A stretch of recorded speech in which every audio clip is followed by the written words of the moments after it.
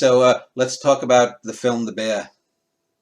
So I watched a film when I was very young, probably 3 or 4 years old, and Jessica saw it on the Criterion channel called The Bear.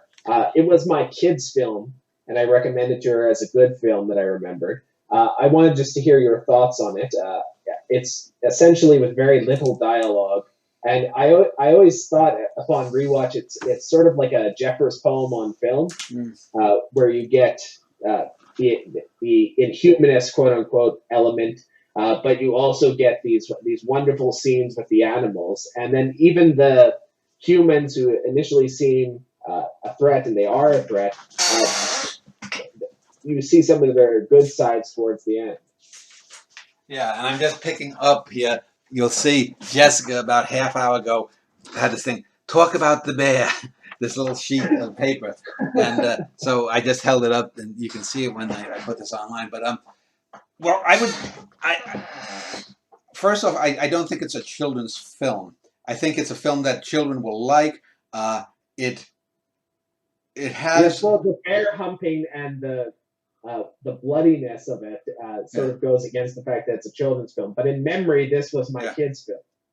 yeah, and the movie it actually reminds me the most of, and I don't know if you've ever seen it. Uh, in 1974, there's an American film called Grizzly Adams, The Life and Times of Grizzly Adams. It starred Yeah, Dan Haggerty, and it was about a guy in like the 1860s, right after the Civil War. And I think there really was a Grizzly Adams, but this is a mythicized version of it. This guy, Dan Haggerty, played this big guy with a beard who saves a bear cub uh, on a ledge. And it was a sleeper hit. It wasn't a huge hit, but it was a sleeper hit in 76.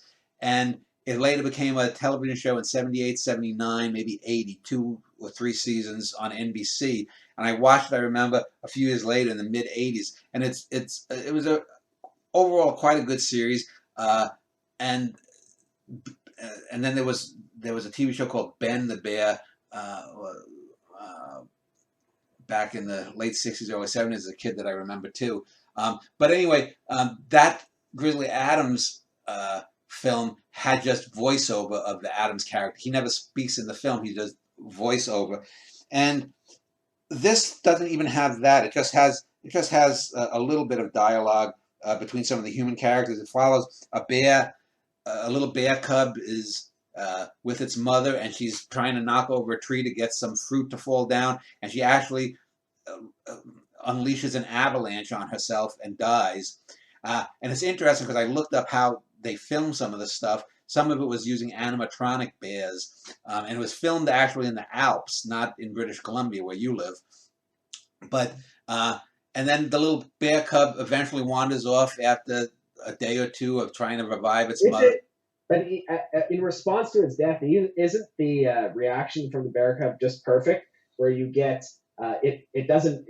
It's not like one of these Disney films where the animals are crying. It just Yeah, sort of lays next to her. yeah, You see, it sort of it doesn't know what to do. It reminds me of the Philosopher and the Wolf, where you get the dog just sniffing yeah. at the corpse of the other dog. Yeah, and a lot of it works. And then we see these hunters. That there's this male bear, uh, grizzly bear, and they shoot it, and it's all bloody, and he attacks. Well, he somehow gets away, and the little bear, the cub follows the bear. They develop a kind of relationship. The hunters then go back and I guess they go back to whatever fort or wherever they came from, and a guy comes with the dogs, and the big bear is chased by the dogs. He kills a couple of the dogs, and basically it ends up after some adventures that the big bear could kill one of the hunters, but somehow shows some mercy, and this film is so much better than the Revenant film with Leonardo DiCaprio with the bear scene. But and then it ends with the bear after he's killed the one of the hunters wants to kill the big bear, but the hunter who's just spared by the bear stops him. The big bear goes off. The little cub looks like he's about to get killed and eaten by a panther, but then the big bear is behind him and scares him away. Sugar.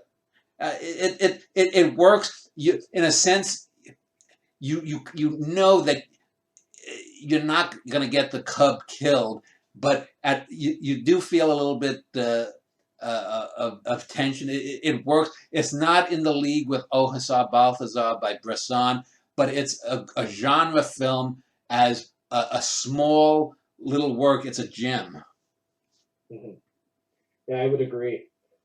Some of the it is very much a poet's film though, because of the lack of dialogue. It doesn't seem all that prosaic, Mm, and I also think that some of the symbolism in the film, like you get these scenes where the bullets are pointing to the moon, or a moon is reflected in the lake, and the bear goes and swats at it, and it's like he's dispersing yeah, the moon. Those are nice little touches. yeah, This is I didn't know this at the time when I first watched it as a boy, but it's also a French film, yeah. and it's so much better than most of the new wave crap Oh yeah. because it takes more risk, and you wouldn't even think it was a French film based on what you have. I don't know if they overdubbed the dialogue and it was actually in the French language or not, but if it was, then it was dubbed very well. Yeah, I don't think it was dubbed. The lips match up, and the American actors that were used. It's set in British Columbia, so it's not going to be French unless they were making French Canadians.